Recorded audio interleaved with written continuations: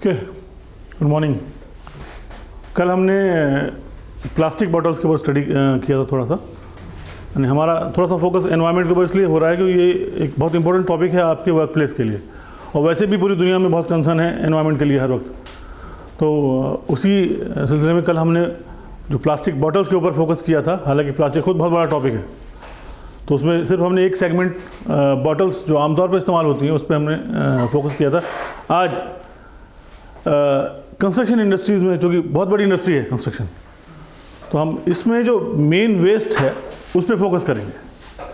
ये प्रेजेंटेशन मैंने कतर में बनाया था एक ऑर्गेनाइजेशन के लिए, और आमतौर पे वहाँ पर एक कल्चर था कि हर महीने, क्योंकि वहाँ बहुत बड़े बड़े यानी एयरपोर्ट का जो प्रोजेक्ट चल रहा है अभी, सब रनिंग एयरपोर्ट है कतर का वो, तो वहाँ पर बड़े बड़े कॉन्ट्रैक्टर्स थे। हमारी ऑर्गेनाइजेशन को भी कई प्रोजेक्ट थे, तो उसमें हमको भी टारगेट दिया गया था कि एनवायरनमेंट के ऊपर आप कुछ ना कुछ बनाएं, यानी काम करें और फिर उसको प्रेजेंट करें।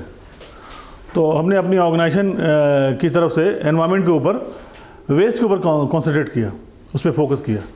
तो उस प्रोजेक्ट पे जो भी वेस्ट निकलता था, हमारा ये टारगेट था, ऑब्जेक्टिव था ये कि वेस्ट वहाँ से जनरेट ना हो या वहाँ से बाहर ना जाए। वेस्ट का मतलब एज इज वेस्ट कुछ होता नहीं, आप जिसके लिए पे करते हैं, आपके मिस मैनेजमेंट में, मिस कैलकुलेशंस की वजह से जो चीज़ें एक्स्ट्रा होती हैं और आप फिर उसको इस्तेमाल नहीं कर पाते, उसी को आप वेस्ट कहते हैं, है ना। सिवाय उन चीज़ों को जो रैपिंग वगैरह में आती है, वो तो चलिए आप उसको भी आप इस्तेमाल कर सकते हैं, लेकिन इसके अलावा कुछ भी निकल रहा है तो वो आपके मिस कैलकुलेशंस की वजह से हो रहा है। कंस्ट्रक्शन इंडस्ट्री के अंदर बहुत तरह के वेस्ट निकलते हैं, जिसको हम वेस्ट कहते हैं बेसिकली। जैसे कंक्रीट, तो कंक्रीट के लिए तो आप पहले पे कर चुके होते हैं, चाहे वो सीमेंट आप ख़रीदें, चाहे वो एग्रीगेट के कुछ भी मटेरियल है, सब आप पे करके ख़रीदते हैं ना। तो इसका मतलब आपने उसको पे किया हुआ है, और आपने अगर उसको सही से इस्तेमाल नहीं किया तो फिर उसको फेंकना पड़ेगा आपको। यही चीज़ जब आप अपना घर बनाते हैं तो छोटी छोटी चीज़ों को भी इस्तेमाल करने की कोशिश करते हैं कि कोई भी चीज़, क्योंकि आपकी हार्ड अर्न मनी है वो, आप नहीं चाहते उसका 1 रुपया भी बेकार जाए। लेकिन जब ऑर्गेनाइजेशंस में काम करते हैं तो आपको लगता है कि हमारा पैसा तो है नहीं, ये तो कंपनी का पैसा है, उसको बर्बाद करो या उसको जैसे चाहो इस्तेमाल करो। हालांकि उसी से कंपनी कमाती है, उसी तरह से आपको सैलरी देती है, आपको प्रॉफिट देती है या बोनस देती है, किसी भी तरह का बेनिफिट देती है। तो जितना आप वेस्ट करेंगे उतना ही वो आपको नुकसान में जाएगा। इस चीज़ को लोग जो सड़कों में लोग जब दंगे करते हैं, बस जला रहे हैं या चीज़ें तोड़ रहे हैं सरकारी या किसी की भी, तो किसका नुकसान कर रहे हैं? बेसिकली वो गवर्नमेंट का नुकसान नहीं हो रहा, वो तो आप ही का नुकसान हो रहा है। फिर आप ही से वसूला भी जाता है वो, फिर आप चिल्लाते भी हैं कि बहुत जो है ना टैक्स डाला जा रहा, बहुत महंगाई बढ़ती जा रही है। तो मतलब ये टिट फॉर टैट वाली कहानी है, आप घुमा के कहानी। अगर समझ में आ गई बात तो ठीक है, नहीं समझ में आएगी तो फिर वेस्ट करते जाइए। ये वेस्ट जो है, हम इस पे जो फोकस कर रहे हैं इस वक्त, हमारा मेन जो फोकस है वो आज एनवायरनमेंट के उस कॉन्सेप्ट पे है जो कंस्ट्रक्शन से जुड़ा हुआ है, और एनवायरनमेंट वेस्ट मतलब का जो मेन पर्पस है कि वेस्ट जनरेट ना हो, या अगर कुछ होता भी है तो उसको हम कहीं ना कहीं से उसको रीयूज़ कर सकते हैं। तो हमने यहाँ पर इसी चीज़ पे फोकस किया था उस प्रोजेक्ट पे, और हर प्रोजेक्ट में हमने अपने एक R3 जोन बनाया था, यानी सब काम चल रहा है वहाँ पर एक हमने R3 जोन, मतलब वेस्ट मैनेजमेंट जोन। तो वहाँ से जो कुछ भी निकल रहा है वो वेस्ट में जा रहा है, हम उसको इस्तेमाल कर ले रहे हैं, और उसी से हमने बहुत सारी चीज़ प्रोड्यूस की हैं और बहुत लॉन्ग लास्टिंग है। अभी हम इसको देखेंगे। पहले थोड़ा वेस्ट के बारे में जानते हैं, एनवायरनमेंट के उन कॉन्सेप्ट्स को जानते हैं, उसके बाद फिर आगे बात करेंगे। ये हमारा कुछ गाइडलाइंस है। इमरजेंसी एग्जिट, ये सामने ही आपका मस्टर पॉइंट, नहीं आपका वो सामने जैसे गेट से निकलेंगे सामने assembly area, muster point assembly area की चीज़। फायर फाइटिंग इक्विपमेंट्स, बाहर एक्सटिंग्विशर्स हैं। No smoking in the premise, यहाँ पे स्मोकिंग करना अंदर बाहर मना है। नो टॉकिंग, जब क्लास चल रही है तो आप आपस में डिस्कस ना करें, डिस्टर्ब ना करें, और उसके अलावा मोबाइल को साइलेंट पे कर दें प्लीज़, एंड अपना मोबाइल डिस्टर्बेंस ना हो। किसी को पानी पीना है, जाना है, तो आप खामोशी से जा सकते हैं। ठीक, बहुत टाइम नहीं लूँगा, आधा से पौन घंटे में ये लेक्चर ख़त्म हो जाएगा, लेकिन अच्छी चीज़ समझ में आएगी। ये चीज़ें आपको जब आप फील्ड में जाएंगे, जो कंस्ट्रक्शन में जाएंगे, उनके लिए बहुत काम की है। ठीक, एनवायरनमेंट किसे कहते हैं? फर्स्ट ऑफ ऑल एनवायरनमेंट किसे कहते हैं? आपके आसपास की चीज़। दोनों तरह का हो सकता है एनवायरनमेंट, लोकल एनवायरनमेंट जिसमें आप बैठे हुए हैं यहाँ पे गर्मी सर्दी इसका, और इसके अलावा बाहर जाएंगे तो हर एक चीज़ जो ज़मीन के नीचे है, जो आपसे इंटरेक्ट हो रही है, ज़मीन के ऊपर हवा पानी, हर एक चीज़, एवरीथिंग वेयर यू इंटरेक्ट, है ना, surrounding in which you in organisation operates including air water land natural resources flora fauna human and their interrelations, हर एक चीज़ वो एनवायरनमेंट में आती है। ठीक, इसके अलावा और भी डेफिनेशंस है। Environment refers to the surrounding of an object, तो समझना मुश्किल नहीं है। एनवायरनमेंट का मतलब हर वो चीज़ जो जिससे आप इंटरेक्ट होते हैं, इसमें आप रहते हैं, हवा है पानी है ज़मीन है ना, पेड़ पौधे हैं पंछी हैं, सब चीज़ें। ओके, ये चूँकि हम EHS से कंसर्न है ना, EHS मतलब एनवायरमेंटल हेल्थ एंड सेफ्टी, तो E पे फोकस क्या है? वो सारे इश्यूज़ जो आपके एनवायरनमेंट को ख़राब कर सकते हैं, करते हैं या कर रहे हैं, वो सारी की सारी चीज़ें एनवायरनमेंट से कंसर्न। तो इसलिए हम वहाँ पर चूँकि जैसे हम नॉर्मली क्या बोलते हैं, HSE हेल्थ सेफ्टी एनवायरनमेंट, कहीं बोलते हैं SHE safety health and environment, कहीं कहीं बोलते हैं EHS environment health and safety. तो जिस ऑर्गेनाइजेशन का जो मेन फोकस होता है, प्रायोरिटी होती है, उसको आमतौर पे उसी हायरार्की में लिखते हैं। EHS का मतलब जिस ऑर्गेनाइजेशन में हमें काम करते हैं वहाँ पे एनवायरनमेंट का बहुत बड़ा फोकस था, प्रायोरिटी दी जाती थी। जहाँ पे हेल्थ को प्रायोरिटी दी जाएगी, ऑक्यूपेशनल हेल्थ को, वहाँ पे HSE लिखा जाता है, हेल्थ सेफ्टी एनवायरनमेंट। ठीक, as an EHS worker it is necessary for us to know about the impacts of day to day activities in our environment, हमारे रोज़मर्रा के जो काम, जैसे कल हम डिस्कस कर रहे थे प्लास्टिक के बारे में, उससे क्या इम्पैक्ट पड़ेगा हम। ठीक, ISO 14001 क्या है? ये एनवायरनमेंट मैनेजमेंट सिस्टम। ठीक, वो डिफाइन कैसे करता है एनवायरनमेंट को? एनी एनवायरमेंटल इम्पैक्ट को, यानी एनवायरमेंटल इम्पैक्ट, आप जो काम कर रहे हैं उससे एनवायरनमेंट में क्या इम्पैक्ट पड़ रहा है उसको। Any change to the environment whether adverse और बेनिफिशियल, होली और पार्शियली, यानी टोटल या थोड़ा सा ही part, resulting from an organisations activities products और सर्विसेज। जो भी काम कर रहे हैं, प्रोडक्ट बना रहे हैं, जैसे कल हमने डिस्कस किया था कि वाटर बॉटल्स बनाने में कितना वेस्ट क्रिएट होता है, कितना पानी वेस्ट जाता है, कितनी एनर्जी वेस्ट होती है, सब कुछ। ठीक, वो सारा का सारा बेसिकली एनवायरनमेंट को इम्पैक्ट करता है।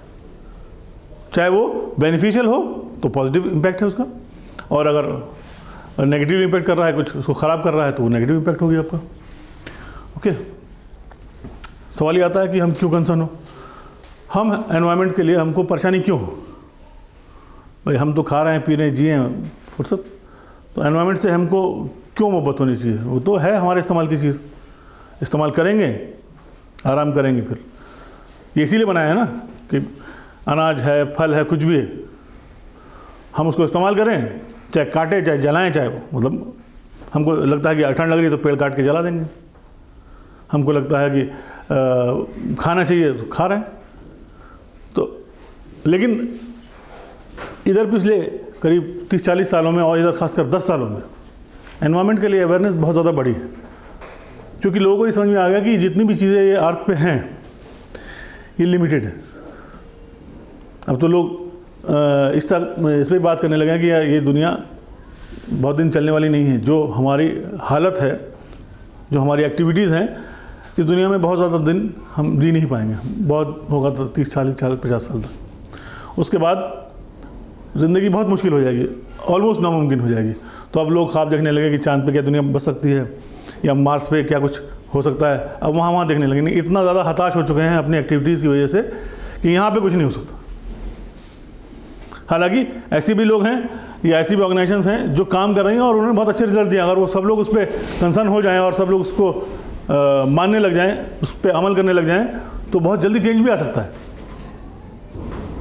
एक ऑर्गेनाइजेशन, एक प्रोग्राम आता था उस पर आमिर खान का, सत्यमेव जयते, उसमें वाटर के ऊपर कुछ क्या बोलते हैं, उस पर उन्होंने काम किया था। एक एपिसोड था, कभी मौका मिलेगा उसको देखिए, यूट्यूब में अवेलेबल है, कि पानी कितनी मतलब कितनी मुसीबत कुछ गाँव में इतनी मुसीबत बन चुकी थी, कुछ में है तो वही लोग एक ही रीजन में रहने वाले, उन्होंने उसको मैनेज किया, तो वहाँ पे अब बड़े बड़े तालाब हैं पानी के, वही जगह सेम, क्योंकि मेहनत किया, कोशिश किया, तो वहाँ पे हालात बदल गए। और वहीं उसी के आसपास 10-15-20 किलोमीटर दूरी पे वही आज भी रो रहे हैं। तो सारा इशू जो है हमारा मैनेजमेंट का है। अगर हम ये समझ जाएंगे कि एनवायरनमेंट बहुत ज़्यादा इम्पोर्टेंट रोल प्ले करता है हमारी लाइफ के लिए, हम इस वक्त भी और फ्यूचर में भी।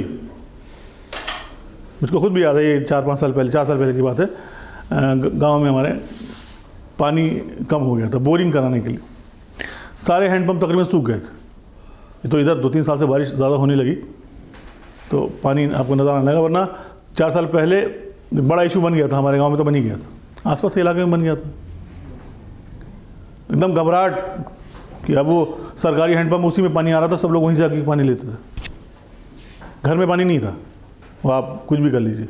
फिर बोरिंग करना शुरू किया, फिर वो पानी वेस्ट करना शुरू किया, जहाँ पे आपको 1 बाल्टी में नहा सकते हैं आप, 2 बाल्टी में नहा सकते हैं आप, 10-10 बाल्टी पानी नल चला दिया, वो बह रहा है, नल ख़राब हो गया, कोई बात नहीं।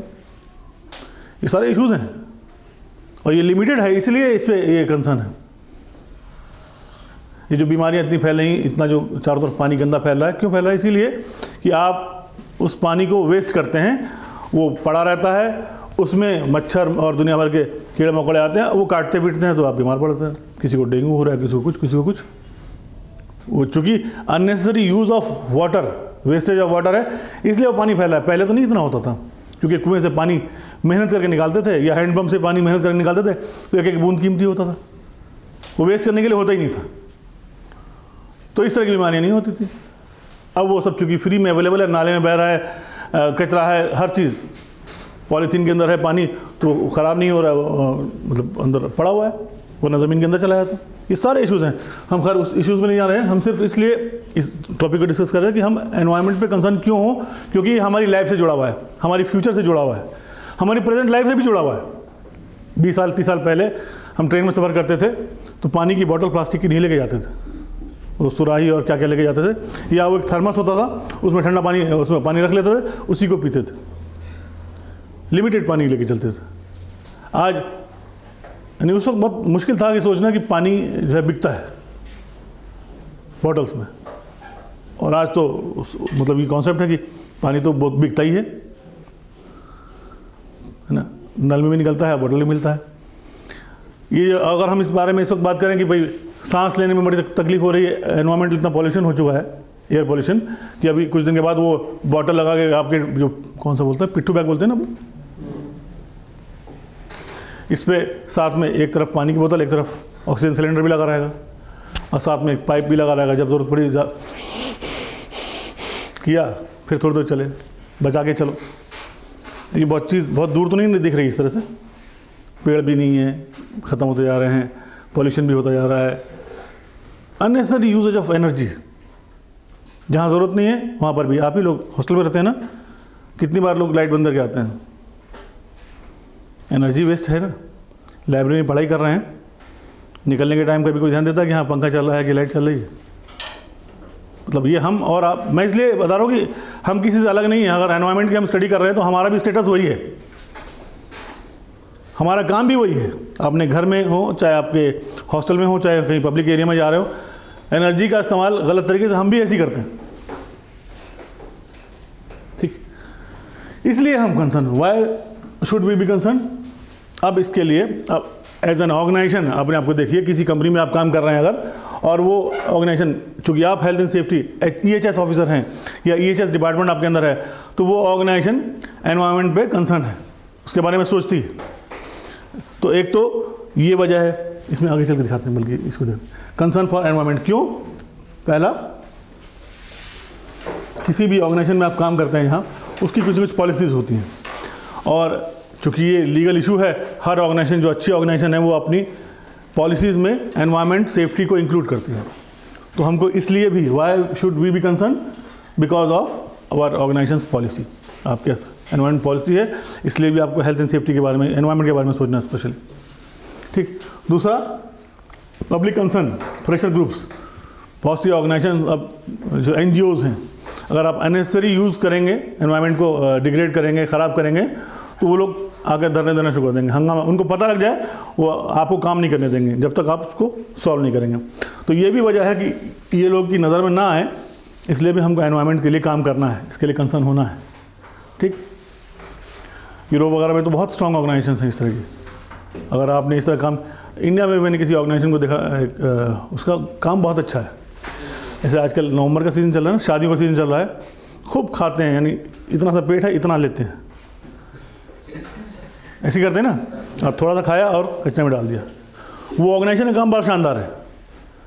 वो जहाँ शादी होने वाली होती है उससे पहले उससे मिलते हैं और कहते हैं कि हम जो है इस NGO से हैं और हमारा काम जो है वेस्ट, फूड वेस्ट कलेक्ट करना है।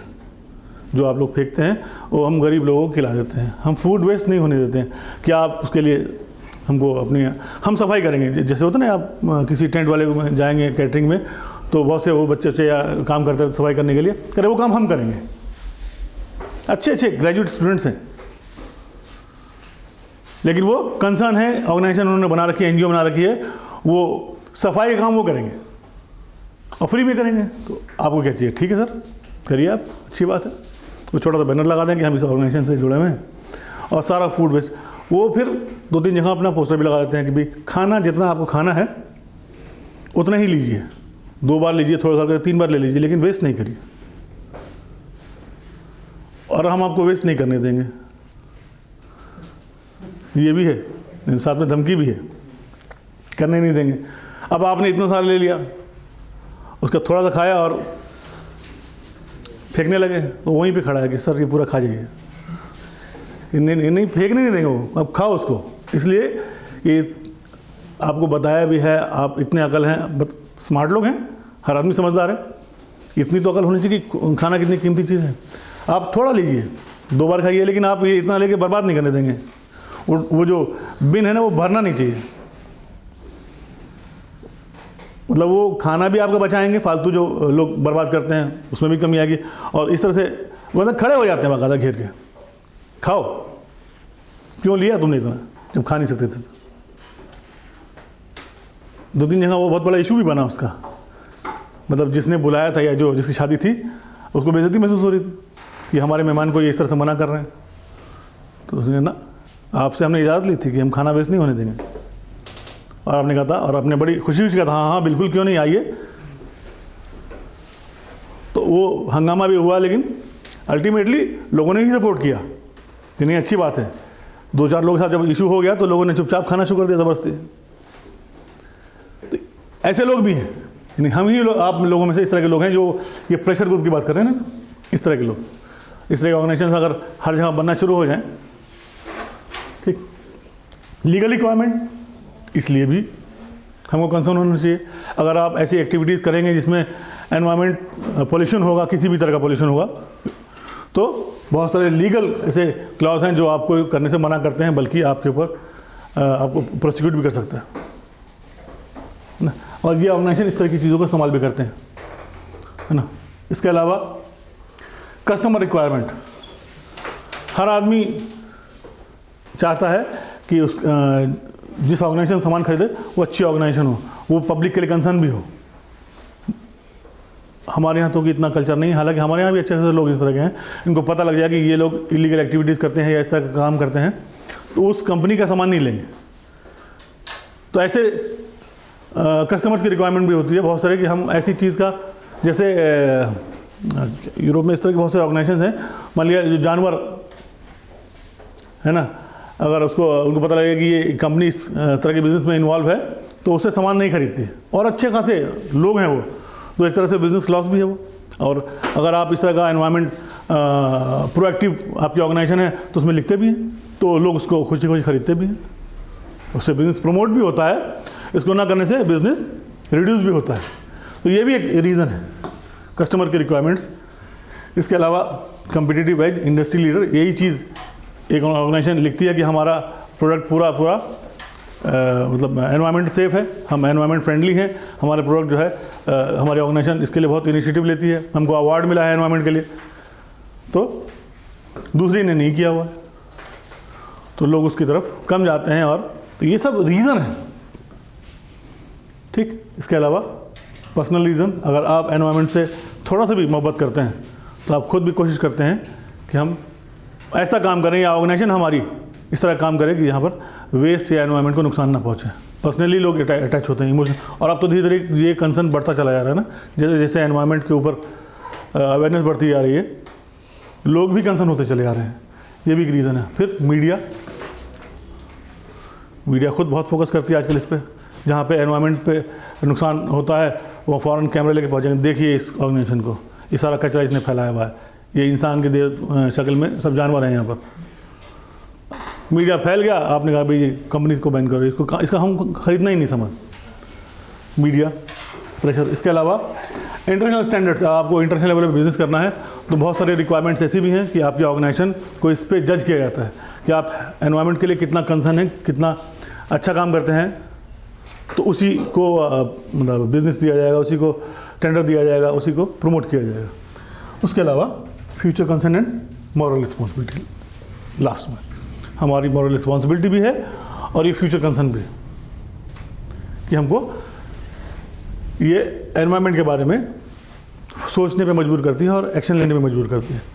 ओके, इनको 3 चीज़ों में हम पूरा डिवाइड कर सकते हैं, यानी कैटेगराइज करते हैं। कॉर्पोरेट रिक्वायरमेंट, एनवायरनमेंट के लिए हम कंसर्न होना।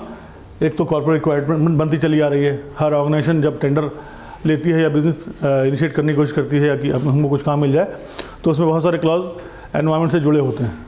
आपको एश्योरेंस देना पड़ता है कि हम इसको फॉलो करते हैं, और फॉलो नहीं करेंगे तो उनको वहाँ पर वो पॉइंट्स कट जाएंगे, हो सकता है वो बिज़नेस किसी और को चला जाए।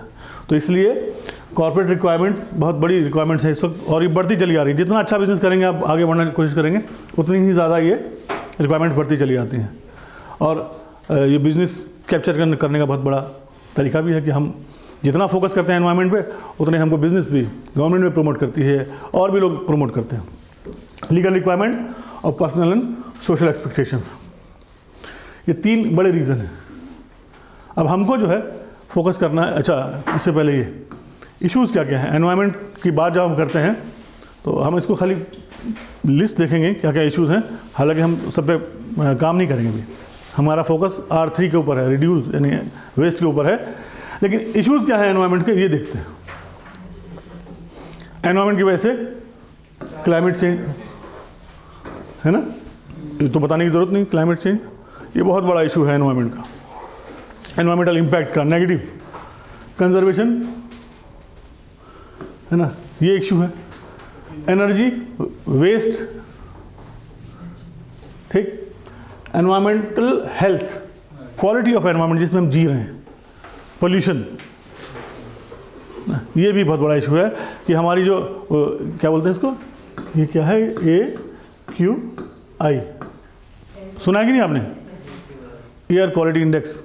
कभी देखिए आजकल कुछ शायद 3-4 साल पहले यूरोप में, UK में इतना बुरा हाल हो गया था कि मतलब लोग घर से निकलना बंद कर दिया था उन्होंने।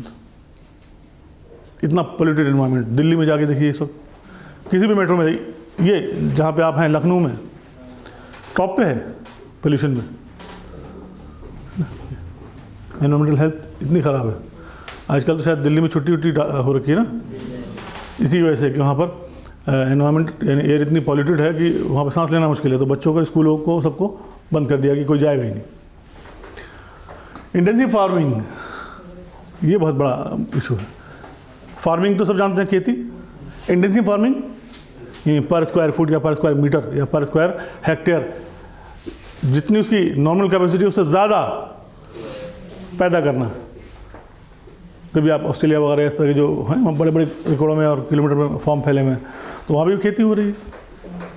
लैंड बहुत है।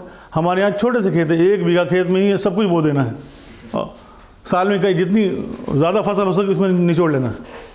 इंटेंस लेवल पे काम करते हैं कि 1 भी इंच बाकी ना जाए, उसमें से कुछ निकल जाए हमको। उससे आपकी सॉइल है, उसके ग्राउंड लेवल, उसकी क्वालिटी ख़राब होती है ना, ये भी इशू है। अगर अच्छी हेल्थ होती या अच्छा मैदान होता तो मतलब हेल्दी आप भी है। एक ही कमरे में जिसमें कितने लोग बैठे हुए, 25-30 लोग बैठे हुए, इसमें 100 लोग बैठा दीजिए, सांस लेना मुश्किल हो जाएगा, है ना। तो क्योंकि आपको पढ़ना है इसी में, अगर 100 लोग बैठ जाएंगे तो हालत ख़राब हो जाएगी। पसीना भी निकलना शुरू हो जाएगा ठंड के अंदर, और सांस में भी अजीब, कुछ दिन में बीमार पड़ जाएंगे। तो वही कहानी है, उस पर स्क्वायर मीटर में आप कितना उगा सकते हैं और कितना उगा रहे हैं, ये है इंटेंसिव फार्मिंग का इशू। लैंड डिग्रेडेशन, उससे जुड़ा हुआ, क्वालिटी ऑफ सॉइल ख़राब हो रही है, पेड़ काट रहे हैं, है ना, मैन्यूर पैदा नहीं हो रहा, जानवर नहीं है, मतलब जो भी चीज़ें हैं इसकी वजह से, ये सब इश्यूज़ हैं एनवायरनमेंट से जुड़े हुए जो हमको जानने चाहिए। ओवर पॉपुलेशन, ओजोन डिप्लीशन, ये भी समझते हैं कि नहीं इसको? ओजोन किसे कहते हैं? ये वो लेयर है जो अर्थ को चार तरफ से कवर की हुई है, जो एग्जैक्टली अल्ट्रावायलेट रेडिएशंस को जो आती हैं उसको फिल्टर कर देती हैं ताकि आप बीमारी ना हो, है ना। लेकिन जितना ज़्यादा हम इस्तेमाल कर रहे हैं, इसको पॉल्यूट करने की कोशिश कर रहे हैं, ये ख़राब हो रही है। तो उसमें जगह जगह छेद हो रहे हैं, तो वो साथ रेडिएशन सीधे जो अल्ट्रावायलेट रेडिएशन वगैरह है, जैसे स्किन कैंसर वगैरह और दुनिया भर की बीमारी होती हैं, उसको रोकने में नाकाम होती चली जा रही है। ठीक, पोल्यूशन हर तरह का, एयर, वाटर और लैंड पोल्यूशन और वेस्ट मैनेजमेंट, ये सारे इश्यूज़ हैं जो एनवायरनमेंट से जुड़े हुए हैं, जो हमको जानने चाहिए। हमारा फोकस खैर इस पे सिर्फ है, इसी को जानते हैं। ठीक, today's topic is waste management, specially the R3। R3 का मतलब रिड्यूस, रीयूज, रिसाइकिल, है ना। रिड्यूस यानी कोशिश करें कि कोई भी चीज़ हम जब ख़रीद रहे हैं, इस्तेमाल कर रहे हैं, तो बहुत लिमिटेड क्वांटिटी में, उतनी जितनी इस्तेमाल कर रहे हैं पूरा उसको लें, है ना। रिड्यूस, ताकि वेस्ट ना क्रिएट हो, उसको रिड्यूस करना। उसके बाद अगर कुछ होता है तो उसको रीयूज़ कर सकें, ठीक, और फिर भी कुछ बचता है तो उसको रिसाइकिल कर सकें। वेस्ट मतलब ज़मीन में लैंडफिल ना हो, या उसको जलाकर और पॉल्यूशन ना हो, किसी भी तरह से। पहले तो हम बहुत लिमिटेड क्वांटिटी में, कैलकुलेटेड क्वांटिटी में चीज़ों का इस्तेमाल करें, ऑर्गेनाइजेशन खास तौर से, और उसके बाद अगर कुछ बचता है तो उसको कोशिश करें कि किस तरह से रीयूज़ हो सके, और फिर नहीं तो recycle.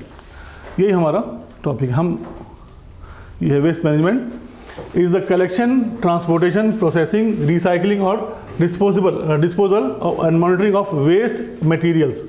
The term usually relates to materials produced by human activities and is generally undertaken to reduce their effect on health, the environment or aesthetics.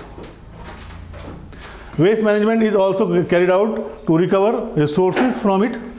Waste management can involve solid, liquid and gaseous or radioactive substances with different methods and field of expertise for each.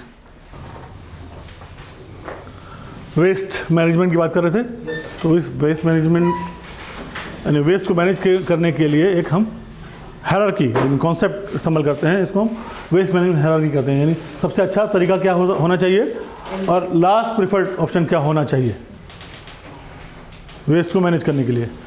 तो कोशिश तो करें कि waste create ही ना हो, last में आप जो है डिस्पोज करते हैं उन चीज़ों को जो आप किसी इस्तेमाल की नहीं, है ना। ये कॉन्सेप्ट क्या है? वेस्ट हायरार्की क्या है? रिड्यूस, कोशिश करें कि किसी तरह से ये इस्तेमाल ही ना हो, यानी वेस्ट क्रिएट ही ना हो। Reuse and then recycle, which classify waste management strategies according to their desirability in terms of waste minimisation. The waste hierarchy remains the cornerstone of most waste minimising strategies. R3 जो concept है ना, तकरीबन हर organisation, अब तो R5 का भी concept आ गया है ना, कुछ जगह R4 का कॉन्सेप्ट इस्तेमाल करते हैं, लेकिन R3 अभी भी ज़्यादा सिंपल समझना और इस्तेमाल करना है। बहुत सी ऑर्गेनाइजेशन जो एनवायरनमेंट के लिए कंसर्न होती हैं, वो इसको अपनी पॉलिसी में भी इस्तेमाल करती हैं कि हमारी पॉलिसी है कि हम R3 कॉन्सेप्ट पे काम करेंगे, उसके लिए डिपार्टमेंट भी क्रिएट करते हैं, उसके लिए लोग भी काम करते हैं। इस तरह से आप पूरा R3 कॉन्सेप्ट पे काम करते हैं। ऑर्गेनाइजेशंस की ये वन ऑफ द, अब तो बहुत सारी यहाँ ये रिस्पॉन्सिबिलिटी का लीगल रिक्वायरमेंट्स बनती चली जा रही है कि आपको वेस्ट को मैनेज करने के लिए या एनवायरनमेंट को मैनेज करने के लिए आपके पास डिपार्टमेंट होता है। इसीलिए अब एनवायरनमेंट के लिए अलग से डिपार्टमेंट ही क्रिएट करते हैं लोग। अच्छे ऑर्गेनाइजेशन में हेल्थ एंड सेफ्टी रहता है अलग, एनवायरनमेंट डिपार्टमेंट अलग रहता है। अच्छा, जहाँ पे वो चीज़ें नहीं होती वहाँ पर health and safety department environment को भी जोड़ता है, साथ मिल के काम करते हैं, यानी उसके लिए भी प्रोग्राम बनाते हैं। ओके, तो ये कॉन्सेप्ट क्लियर है ना आपका? Most preferred option, least preferred, सबसे अच्छा ऑप्शन जो आप समझते हैं कि हाँ ऐसा होना चाहिए और आखिरी में कुछ नहीं है तो ये किया जाए। ठीक, prevention, then minimisation, reuse, recycle, energy recovery और डिस्पोजल लास्ट में।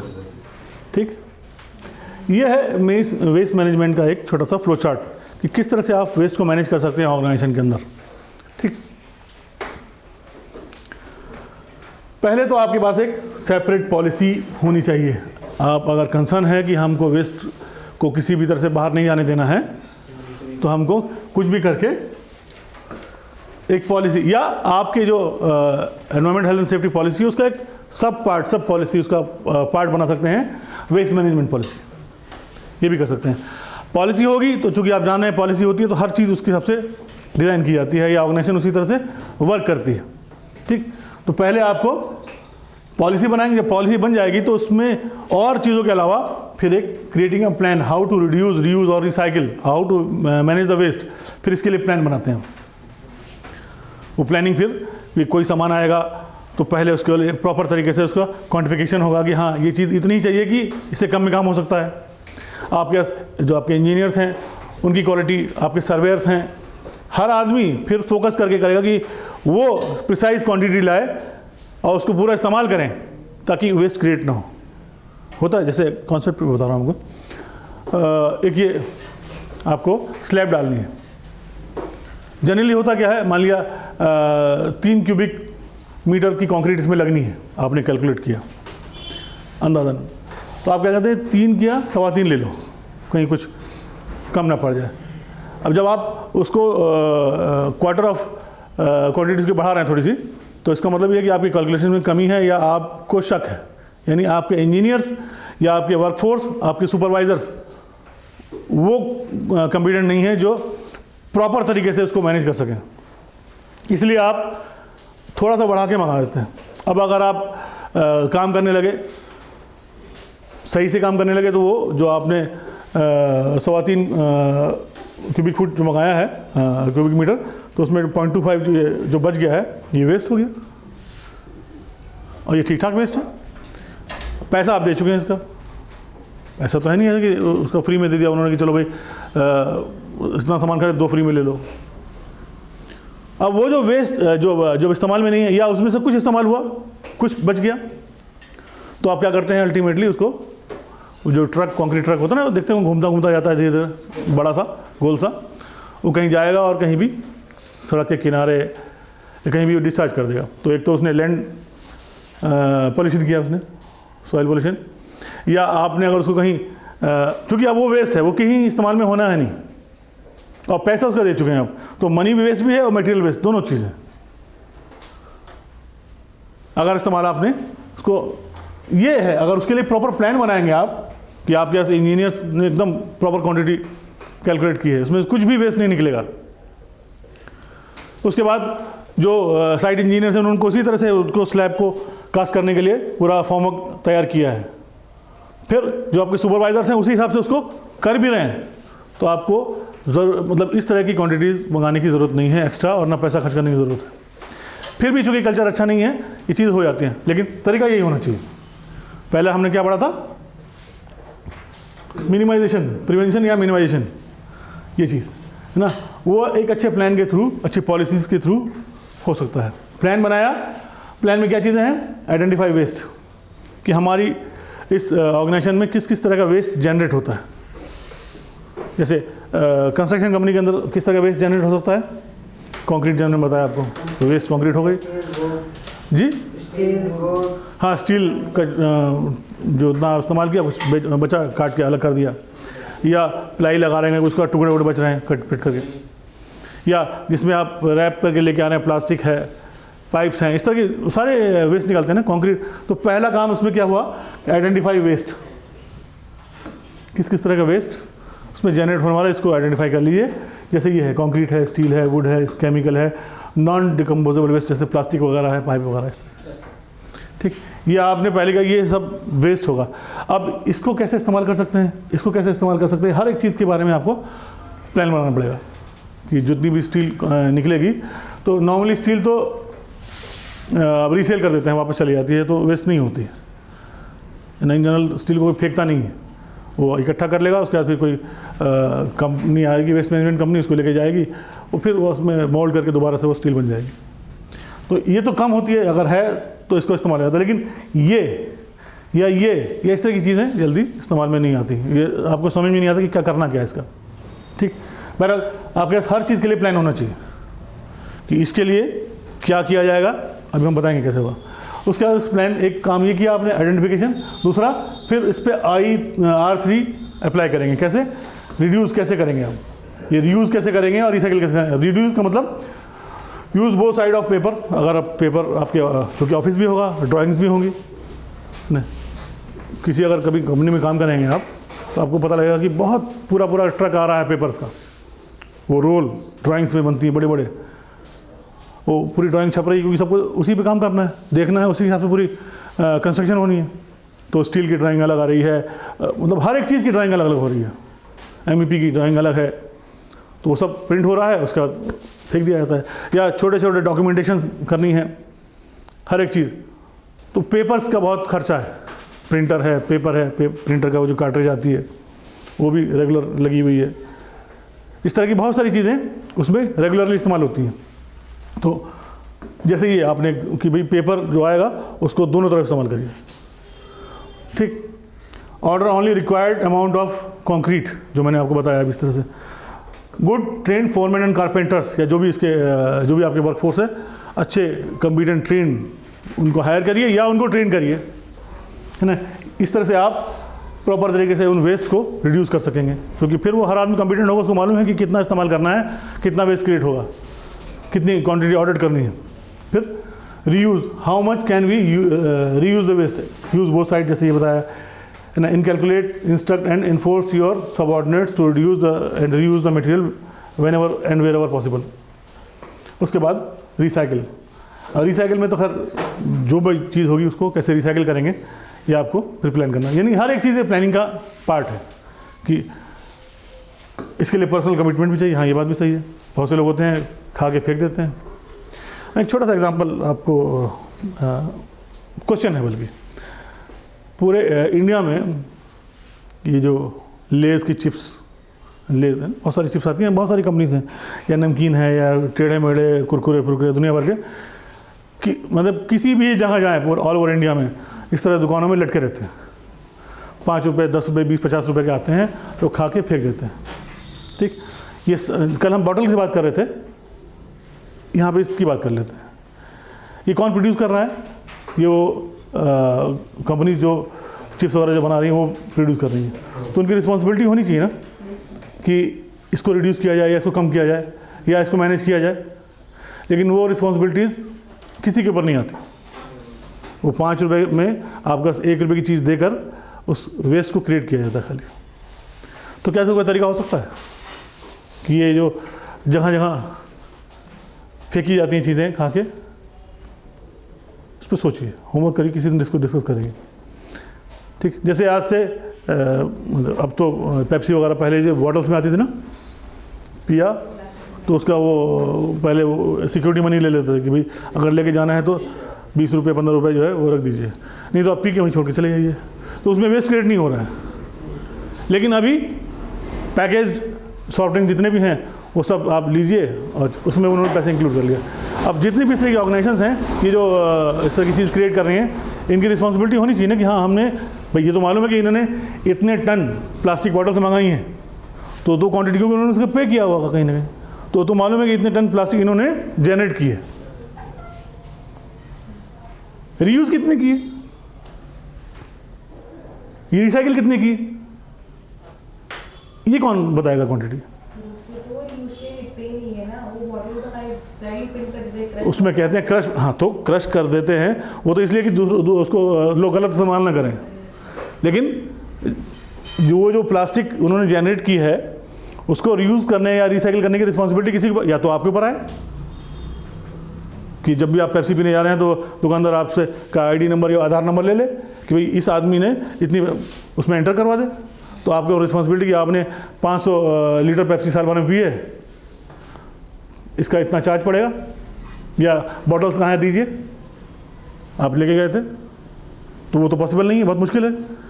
वो जो कंपनी जनरेट कर रही हैं उनकी रिस्पॉन्सिबिलिटीज़ आएंगी, जैसे पहले वो शीशे की बोतल में आती थी तो रिस्पॉन्सिबिलिटीज़ थी, तो वेस्टेज नहीं निकलता था। तो ये सब क्वेश्चन मार्क्स हैं कि ये इस तरह के जो बहुत सारे वेस्ट हैं, ये जो प्रोड्यूसर्स हैं इनको तो क्वांटिटीज मालूम है ना कि आपने इतनी पॉलीथीन बैग मंगाई प्रोड्यूस की है, इतने टन, तो कहाँ कहाँ दी हैं। टैक्स तो गवर्नमेंट ले रही कि भाई इस पर इतना आपने बिजनेस किया है, लेकिन वो जो वेस्ट प्रोड्यूस किया है उसको कौन संभालेगा। कुछ परसेंटेज चलो आपने को पता नहीं चली, लेकिन बाकी तो जितनी भी इंडस्ट्रीज हैं, प्लास्टिक की इंडस्ट्रीज कहीं ना कहीं रजिस्टर्ड होंगी, उनको मालूम है इन्होंने कितना कच्चा माल मंगाया है और कितना सेल किया है, तो वो क्वांटिटी तो उनको मालूम है ना कि हमने इतना वेस्ट क्रिएट किया है। तो अब उसको कैसे हम, अब ये इशू है इसको मैनेज करने का कि अगर इसको हम मैनेज कर लेंगे तो बहुत सारा वेस्ट हम मैनेज कर सकते हैं। बहुत सारे तरीकों लोगों ने बहुत सारे तरीके निकाले हैं, है ना। आप भी सोच सकते हैं, किसी दिन इस पर डिस्कस करेंगे, इस पर टाइम नहीं है, लेकिन ये क्वेश्चन मार्क ज़रूर है कि कैसे हम इसको करेंगे। ओके, पर्सनल कमिटमेंट की बात होती है यहाँ पर कि जब तक आप खुद कंसर्न नहीं होंगे इन चीज़ों के लिए, कोई दूसरा आदमी, आप खुद पेप्सी पी के फेंक दे रहे हैं या खा के चिप्स रबर फेंक दे रहे हैं, दूसरों को नहीं कर सकते। जब आप खुद इस चीज़ पे अमल करेंगे, हम गाड़ी में जाते हैं ना, कभी बस में जा रहे हैं, खाया फेंक देते हैं, यही काम आप यूरोप में करके देखिए, ये यूएई में करके देखिए। तो जो भी आदमी वहाँ पे गाड़ी में चलते हैं ना, तो कचरा वहीं में रखते हैं, और जहाँ पे जगह मिलती है, वेस्ट बिन मिलती है, वहीं पे फेंकते हैं। हर जगह नहीं फेंक सकते, इसीलिए सड़कें साफ नज़र आती हैं। अब देखते हैं ना फिल्मों में, बड़े बड़े हॉलीवुड या बॉलीवुड के स्टार जाते हैं शूटिंग करने के लिए, वहाँ पे तो हर चीज़ बड़ी खूबसूरत नज़र आती है। वो वजह यही है, उनका पर्सनल कमिटमेंट भी है, लॉ भी है, लॉ का इन्फोर्समेंट भी है। सब लोग, गवर्नमेंट भी कंसर्न है, लोग भी कंसर्न, तो इसीलिए हर चीज़ साफ नज़र आती है, नदियाँ एकदम साफ नज़र आती हैं, है ना। ओके, थेम्स नदी का नाम सुना आपने? उसको देखिए, शहर के बीचों बीच जा रही है वो, एकदम साफ। हमारे यहाँ जाके देखिए, है ना, गंगा को भी देख लीजिए, यमुना को भी देख लीजिए। ऐसा नहीं है कि चीज़ें हो नहीं सकती, वो लोग भी इंसान हैं, हम भी इंसान हैं। वहाँ पॉसिबल है तो यहाँ क्यों नहीं पॉसिबल है? क्योंकि यहाँ पर लोग भी कंसर्न नहीं हैं और लोग ही कंसर्न नहीं है बेसिकली।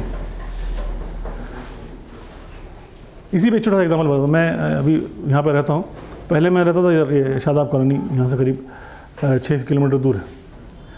तो हमारे यहाँ सफाई करने के लिए काम वाली थी, तो रोज़ अपना सफाई किया, कचरा इकट्ठा करके वो जाती थी, रास्ते में जहाँ पे भी स्किप था वहाँ पे डाल देती थी। वो शायद छुट्टी गई कुछ दिन के लिए, 15-20 दिन के लिए, वो कचरा फेंकने की रिस्पॉन्सिबिलिटी मेरे ऊपर आ गई। तो रात में हम जाते थे, गाड़ी ले आके फेंक देते थे। एक दिन भूल गए, फिर कि सुबह फेंक देंगे, सुबह थोड़ा सा देर हो गई तो कचरा गाड़ी में रख लिया हमने कि रास्ते में कहीं भी जहाँ जगह मिलेगी फेंक देंगे। मैं वहाँ से रोड के से हर जगह बहुत स्लो गाड़ी चलाई, देखता आया कि कहीं कोई स्किप हो तो वहाँ फेंक दिया जाए कचरा, वेस्ट स्किप। 6 किलोमीटर चला आया मैं, अल्टीमेटली यहाँ पे चौराहे पे आकर मुझे कहा कि कहीं नहीं मिली, एक भी जगह ऐसी नहीं मिली रोड के किनारे कि जहाँ पे हम कचरा फेंक सकें। फिर यहाँ पे आके हमने वो जो जहाँ सब लोग फेंकते हैं हमने फेंक दिया फिर वहाँ पर। ये मैनेजमेंट की कमी है। म्यूनसिपैलिटी को ये प्रोवाइड करना चाहिए कि हर कुछ दूर पे कचरा फेंकने की जगह हो, ताकि जो रोड पे जा रहे हैं लोग, आ रहे हैं, उनको भी, वरना वो रास्ते में फेंकेंगे, है ना। तो कंसर्न हर तरफ से है, हमारा भी कंसर्न होना चाहिए और उनका भी। ये हमारा इंडस्ट्री स्पेसिफिक कौन सी है इंडस्ट्री हमारी, यहाँ पर डिस्कस कर रहे हैं इसको हम, सिविल इंडस्ट्री। यही था ना हमने डिस्कस करना था, यहाँ पे आज हमको इसी पे डिस्कस करना है। इसके जो वेस्ट है बेसिकली कंक्रीट है, स्टील है, वुड, केमिकल, ये सब जो हमने पढ़ लिया। इन सारी चीज़ों को हमको वेस्ट को मैनेज करना है। इसमें हम कंक्रीट को लेते हैं, इसमें हम R3 अप्लाई करते हैं, है ना। Order the required quantity only और उसके बाद reduce the waste, don't send it to the landfill, you can save almost 90% of the waste concrete by making blocks. Waste, ये कंक्रीट ब्लॉक देखा आपने, ब्लॉक मतलब चौकोर सा कंक्रीट का क्यूब टाइप का, खाली ये बना दीजिए। वो जो वेस्ट आप हमने बताया ना स्लैब डालेंगे तो जो बच जाता है, उसको बजाय फेंकने के आप उसको ब्लॉक्स में कन्वर्ट कर दिए। वो ब्लॉक्स का क्या काम है, ये कौन लेके आइए इधर यहाँ पे,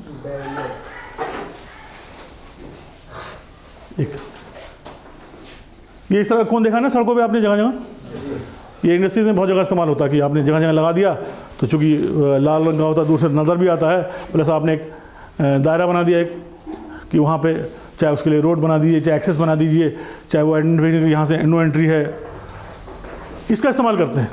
और इसका इस्तेमाल बहुत ज़्यादा होता है। ये तो छोटा है, मतलब बड़ा होता है, इतना बड़ा करीब करीब, तो दूर से। अब चूँकि ये प्लास्टिक का है, नॉर्मली ये वेस्ट प्लास्टिक का बनता है, रिसाइकिल होता है, तो इसकी क्वालिटी बहुत अच्छी नहीं होती। आप लगाएंगे सर्दी गर्मी एक सीज़न से ज़्यादा नहीं चलता वैसे भी। और फिर चूँकि प्लास्टिक का है तो कोई गाड़ी अगर जा रही है, गाड़ी टक्कर लगा देगी, उसको मालूम है गाड़ी कुछ नहीं होना है, तो उसके ऊपर चढ़ा भी देगी वो।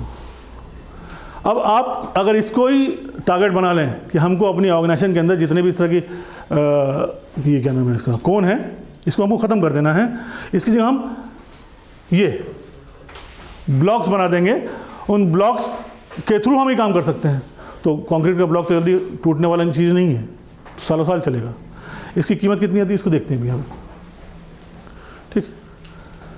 Reuse waste concrete by making block, barrier etcetera. Benefit क्या है, एक कंक्रीट ब्लॉक जो है वो एक प्लास्टिक कोन को रिप्लेस कर सकता है, ठीक। इससे क्या होगा, सेव अर्थ लैंडफिल, ये जो कंक्रीट आपकी वेस्ट जा रही है या जो प्लास्टिक के ये जो टूट जा रहा है उसको भी बाद में फेंक दे रहे हैं कचरे में, तो एटलीस्ट ज़मीन में ही तो दफन कर रहे हैं उसको। सेव मनी, एक बार आप ब्लॉक बना लेंगे, क्योंकि पैसा आप पहले दे चुके हैं। वो जो कंक्रीट आपने ऑर्डर किया है, कंक्रीट बहुत महंगी होती है, छत डालने में समझ में आ जाता है कि आपको कि ये स्लैब डाल रहे हैं कितना महंगा कंक्रीट पड़ता है, तो उसका पैसा आप पहले दे चुके हैं, वो पैसा बचेगा आपका। प्लस ये जो आपने कोन खरीदने में पैसा खर्च किया है ये बचेगा, यानी ये इस्तेमाल हो रहा है और इसको दूसरे को खरीदना नहीं पड़ रहा है, तो दोनों तरफ से पैसा बच रहा है। सेव द एनर्जी वेस्टेज, जो ट्रांसपोर्टेशन लेके जाते हैं कचरे में, पूरा ट्रक लेके जाता है। अलावा increase durability compare to plastic, वो मजबूत होता है ये प्लास्टिक, तो ड्यूरेबल भी है, वो ज़्यादा लॉन्ग लास्टिंग भी है। ये सारे फ़ायदे हैं किसके, उस कंक्रीट ब्लॉक के। ये इसका इकोनॉमिक एस्पेक्ट, हम ये कतर में मैंने बनाया था तो कतरी रियाल में सब है। नॉर्मली एक कोन जो है आपका ये तकरीबन इतने रियाल का आया था, ठीक। Take an example of plastic cone which cost almost 25 Qatari riyal, है ना। नॉर्मली 3 से 4 महीने वो चलता भी है, फिर आपको लाना पड़ता है। एग्जाम्पल कुड बी, ये कैलकुलेशन आप कर लीजिए कि अगर आप एक छोटी सी साइट है तो उसमें 100 आपने कोन खरीदे हैं लगाने के लिए 25 रुपये के हिसाब से 3 महीने में, तो तकरीबन इतना पैसा आपका लग गया, 7500 कतरी रियाल। ऑलमोस्ट कितना हो गया ये, आजकल क्या रेट है, तकरीबन 20 से मल्टीप्लाई कर दीजिए इसको, तो 75 दूनी 150 और हो गया इतना ना आसपास। ये आपने 3 महीने का एक बजट बना रखा है, साल भर अगर 2 साल प्रोजेक्ट चल गया तो 2-2.5 लाख 3 लाख 4 लाख रुपये आपका चला जाएगा। यानी ये आपका पैसा है जो आप लगा रहे हैं इसके लिए, मैनेज कर रहे हैं, फ्री में तो मिलता नहीं कहीं, ठीक। अब आप कंक्रीट वेस्ट को देखिए, 1 क्यूबिक मीटर ऑफ कंक्रीट उस टाइम की कैलकुलेशन है, करीब 10 साल पुरानी, तकरीबन इतनी थी, ठीक। वो जो ट्रक आप इसमें कंक्रीट भर के लेके जा रहे हैं वेस्ट कचरा फेंकने के लिए, वो 3-4 मान के चलिए क्यूबिक मीटर का होता है, टन का। कॉस्ट ऑफ ट्रांसपोर्टेशन, एक ट्रिप जब लेके जाती है वो ट्रक तो 800 रियाल वो भी लेती है। अब सबको पैसे से कन्वर्ट करते चले जाइएगा, है ना। उसके बाद जहाँ पर आप जो गवर्नमेंट ने जो आपको अलाउ किया हुआ जगह कि यहीं पर कचरा फेंकना है, उसका भी पैसा लेती है, वो फ्री में तो नहीं, कहीं भी फेंक दीजिए आप, तो उसका वो अलग चार्ज करती है, टिकट कटता है उसका, भाई आपको पर ट्रिप इतना आपका पैसा देना पड़ेगा, उसका भी 35 कतरी रियाल पर टन। ये उस टाइम की कैलकुलेशन हैं, अभी प्लस माइनस हो सकती हैं या अलग अलग कंट्रीज़ की अलग अलग कैलकुलेशन हो सकती हैं, आप प्लस माइनस करके अपने हिसाब से देख लीजिए। ठीक, अब एक टिपर ट्रक वो जो जा रहा है तकरीबन 25 टन का ट्रक, और मान के चलिए कि जो आपके जगह से जा रहा है वो जब कचरा फेंकने के लिए जा रहा है तो कितना खर्चा हो रहा है, आप ये सारा कैलकुलेट करिए। तकरीबन कितना आ रहा है ये 12,995, तकरीबन 13,000 कतरी रियाल, यानी कितना हो गया,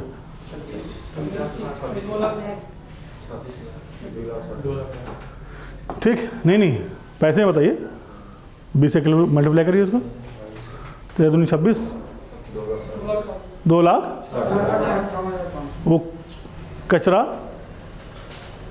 आपका पैसा मेहनत का 3 लाख रुपया तकरीबन वो कचरे में आपने फेंक दिया। ये आपकी कैलकुलेशन है, ये कचरा फेंका है प्लस ये अलग से, इसको भी जोड़िए ना, इसको खरीद भी तो रहे हैं आप, तो 3-3.5 लाख रुपया की कहानी है। और ये कुछ दिन पे निकलता रहता है वेस्ट। साल भर में अगर 5 ट्रक में निकल गया तो वो भी जोड़ लीजिए आप। 15 लाख रुपया आपने कचरे में ऐसे फेंक दिया, 15 लाख में तो अच्छा खासा काम हो जाएगा लोगों को। ये उसका इकोनॉमिक एस्पेक्ट है, जो आप वेस्ट मतलब करके उसको फेंक दे रहे हैं। क्यों? Because of the poor management, poor calculations, poor implementation, because of poor policy और नो पॉलिसी, पुअर प्लान, कुछ भी कह लीजिए। इस सब की वजह से कंपनी को कंटिन्यूसली नुकसान होता रहता है। इसके लिए एक सॉल्यूशन हमने वहाँ पे उस प्रोजेक्ट पे प्रोवाइड किया था, है ना। ये वो कंक्रीट ब्लॉक है, वो जो बचा हुआ है ना, उसको हमने इस तरह से बना दिया। ये कंक्रीट ब्लॉक अपने यहाँ पे साइड पे, हमारे यहाँ पे भी देखा होगा हमने, इस तरह का बना रखा है, बाहर भी रखा हुआ है, यहाँ भी रखा हुआ है ना, सिर्फ दिखाने के लिए। ये वो कंक्रीट ब्लॉक्स हैं, एक साथ नहीं बने, कभी एक बन गया, जितना भी बचा बजाय उसको कहीं और फेंकने के आपने एक बॉक्स बना लिया, उसमें डाल दे रहे हैं। वो बॉक्स की भी यहाँ पे आपको दिखाता हूँ मैं आपको, क्या भाई,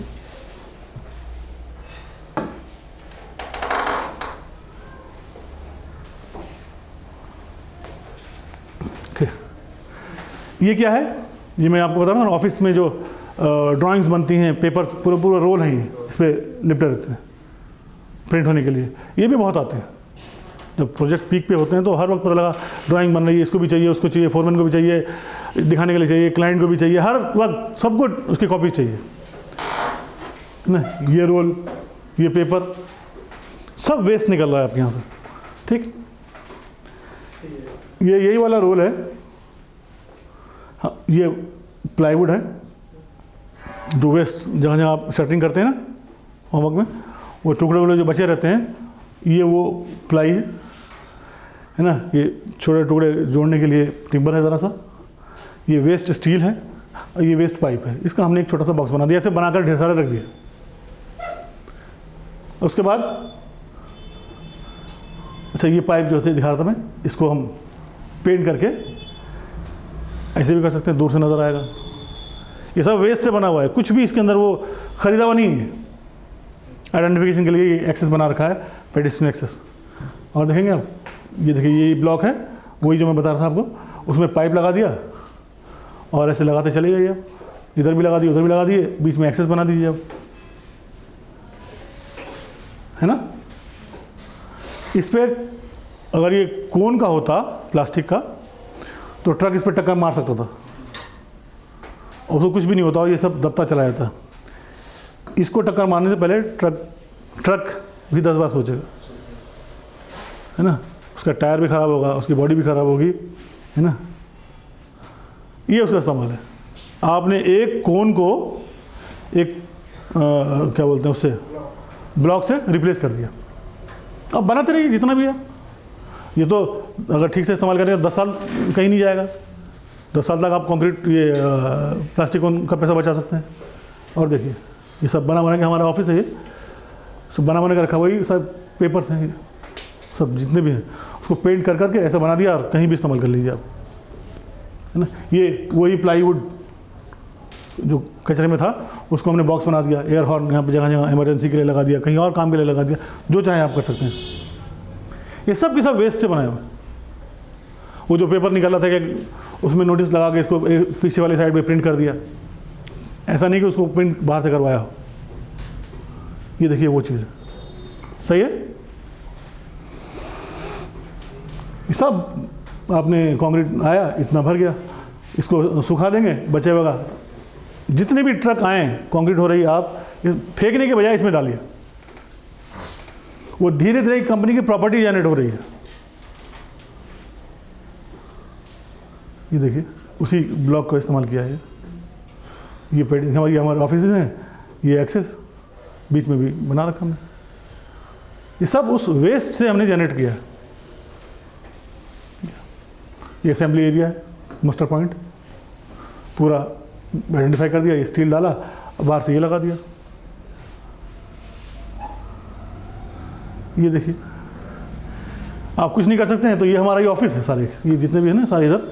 तो हमने यहाँ पे ये लगाकर कंक्रीट जो वेस्ट हुई थोड़ा सा यहाँ डाल दिया, इतने हिस्से में बराबर कर दिया, फिर अगले दिन इसमें डाल दिया। ऐसे करते करते 15-20 महीना 2-3 महीना में आपको यहाँ से यहाँ तक पूरा बेहतरीन एक्सेस बन जाएगा। वो जो सामान आ रहा है वेस्ट इकट्ठा हो रहा है, उससे हमने इस तरह से बेंच बना दिया। वो जो हमारा R3 जोन हमने जो बनाया था, उसके अंदर एक कारपेंटर था और एक वर्कर था साथ में। वो जो भी वेस्ट आ रहा है उसको बेंच बना दिया, कहीं कहीं कुछ बना, जो समझ में आया जैसे चाहे। ये देखिए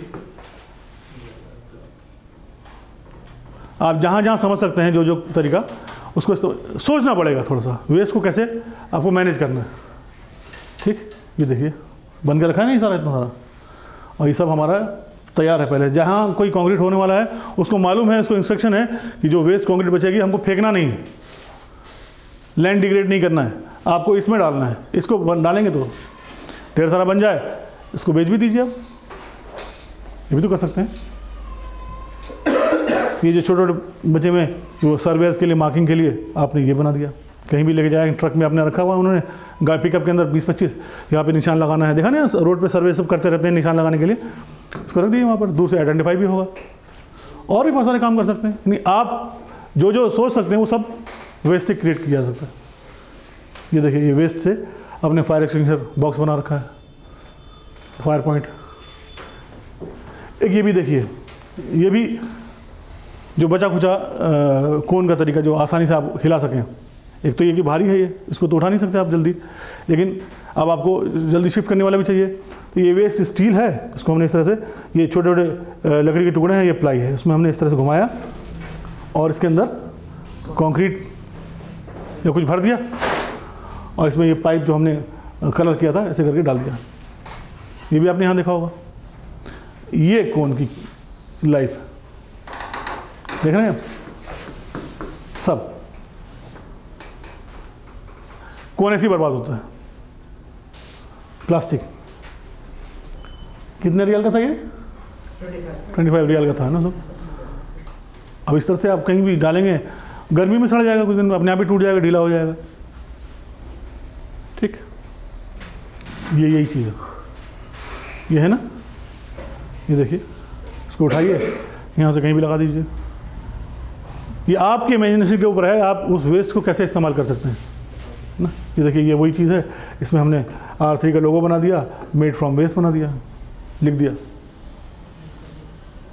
है ना। ठीक, अब ये देखिए सारे, ये देखिए छोटा सा एक पेन स्टैंड है, छोटी सी प्लाई टुकड़ा बचा था, हमने उसमें जोड़कर पेंट करके, ये वही वाले पाइप्स हैं, वो उसको काट के नीला पीला कर दिया, पेन स्टैंड बना दिया। मतलब छोटा बड़ा हर तरह का वेस्ट आप इस्तेमाल कर रहे हैं। ये भी आपने देख लिया, ये भी, ये देखिए इसका एक तो वो इस्तेमाल था, दूसरा ये भी इस्तेमाल है। ये क्या है, जैसे आप जो मान लिया कंस्ट्रक्शन बिल्डिंग है, आप फिनिशिंग करनी है, आप केबल पूरा फैला हुआ है इधर से उधर, ट्रिपिंग हज़ार्ड हो रहा है, या अगर कहीं कुछ है तो पानी नहीं पड़ा है तो और ख़तरनाक होगी, गाड़ी जा रही है उस पर, आप क्या करते हैं, इसी ब्लॉक के ऊपर एक पाइप लगा दिया और उसमें हैंगर करके इंसुलेट कर दिया। अब ये आपको कहीं भी लेके जाना है, थोड़ी सी दूर पे आप रख दीजिए और हैंग करके केबल लेके चले आइए। आप ना ट्रिपिंग हज़ार्ड है, कुछ भी नहीं, ना वो कुछ ख़राब हो रहा है। वरना क्या है, केबल आप ज़मीन में लेके जा रहे हैं, कहीं कटा हुआ है, कोई नस्बे से कोई गाड़ी चल रही है, वो कट गया, पानी में पड़ा, इलेक्ट्रिक्यूशन हो सकता है, कुछ भी हो सकता है। इन सब का सॉल्यूशन भी है ये। ठीक, ये देखिए जो पैलेट्स में सामान आता था उसका वेस्ट से जो है पूरा बेंच बना दिया। इसको बना कर ढेर सारा हमने हॉस्टल जो कैंप थे वहाँ पर भिजवा दिया, तो लोगों को बैठने के लिए आराम हो गया। ये केबल हैंगर जो मैं बता रहा था आपको अभी, है ना, प्लास्टिक कोन्स का रिप्लेसमेंट है, सारे सेफ्टी प्रोडक्ट्स, ये क्या बोलते हैं हमारे, ये सब हमने अपने मतलब खुद किया है, हमने क्रिएट किया, वहाँ पर बनाया। यहाँ तक कि हमने जो अपना ऑफिस बनाया था, ये हमारा साइट का उस जगह का ऑफिस है, ये भी वेस्ट से बनाया था। ये बैठने के लिए है, ये देखिए अच्छा खूबसूरत बनाया भाई, ये अलमारी है, इसको थोड़ा सा पेंट वेंट कर देंगे या पेपर चिपका देंगे, कुछ भी सामान रखिए बैठने उठने के लिए। मतलब वेस्ट को कॉन्सेप्ट ही आता है वहाँ पर, जबकि कोई भी वेस्ट बाहर ना जाए, उसको हमको कहीं ना कहीं इस्तेमाल करना है। ये हमारा सेफ्टी ऑफिसर था, अभी तो मैनेजर है, ब्रायन, फिलीपींस। ये देखिए सारे के सारे made from waste, R3। Okay, ये कुछ क्वालिटी। हमारे यहाँ एक वो नाइजीरियन था, सेफ्टी ऑफिसर था, 6 बजे छुट्टी हो गई, खाली, कुछ काम नहीं था, और बहुत शानदार अच्छा कारपेंटर भी था। तो वो क्या करता था, वो अपना वेस्ट, उसको जब समझ में आ गया, एक साइड का वो भी R3 इंचार्ज था, जैसे ये ब्रांड था, तो वो कुछ वेस्ट लेके जाता था और बैठ के अपने सब औजार थे उसके कमरे पे, खाली तो होता था, कुछ काम तो होता नहीं था, तो ये सब बनाता था बैठ के। ये देखिए रॉकिंग चेयर बनाई शानदार, झूली इसमें, ये टेबल बनाया उसने, सब उससे बनाया हुआ है। जब बनाया किसी इंजीनियर को दे दिया, वो खुश हो गया, डिमांड आ गई कि अगली बार मुझको दे दीजिएगा। सबके पास हो गया। ये सब वेस्ट से बना हुआ है, कुछ भी इसमें मतलब ऐसा नहीं कि आप खरीद के लेके आने बना रहे हैं। ठीक, so save money, save environment, take initiative, produce from waste, ये कॉन्सेप्ट है हमारा। Okay, thank you.